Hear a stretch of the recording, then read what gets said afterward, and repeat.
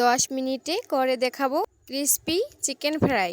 আসসালামু আলাইকুম everyone, welcome back to my channel. আমার এই রেসিপিটি যদি ফলো করে বাসায় ট্রাই করেন তাহলে উপর থেকে হবে ক্রিস্পি আর ভিতর থেকে হবে জুসি।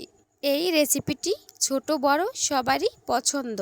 এখানে আমি কিছু মুরগির মাংস নিয়েছি। মাংসগুলো আমি মাঝারি সাইজে লম্বা আকারে কেটে ধুয়ে নিয়েছি।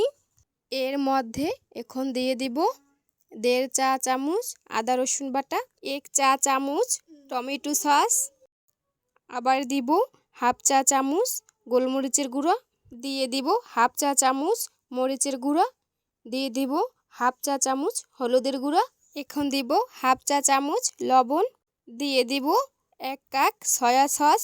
এবার দিয়ে দেব 1 ফালি লেবুর রস। লেবুটা দিলে একটি সুন্দর ঘ্রাণ আসে। সব কিছু দেয়া হয়ে গেছে।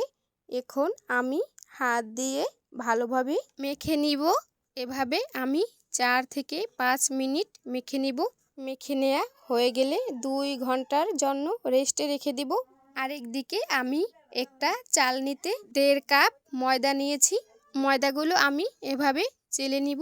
চেলে নেওয়া হয়ে গেলে তার মধ্যে দিয়ে দেব 1/2 চা চামচ গোলমরিচের গুঁড়ো, দিয়ে দেব 1/2 চা চামচ হলুদের গুঁড়ো, 1/2 চা চামচ মরিচের গুঁড়ো, 1/2 চা চামচ লবণ। সব কিছু দেয়া হয়ে গেলে একটি চামচের সাহায্যে ভালোভাবে মেখে নিব। মাখা হয়ে যাওয়ার পরে ম্যারিনেট করা মাংসগুলো আমি ময়দার মধ্যে দিয়ে ভালোভাবে চেপে চেপে মাংসর ভিতরে ময়দাগুলো মেখে নিব।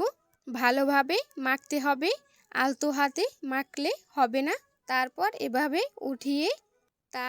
এভাবে এক্সট্রা ময়দা ঝাড়িয়ে নিব। আরেকদিকে আমি একটি প্যানে তেল গরম করে নিয়েছি।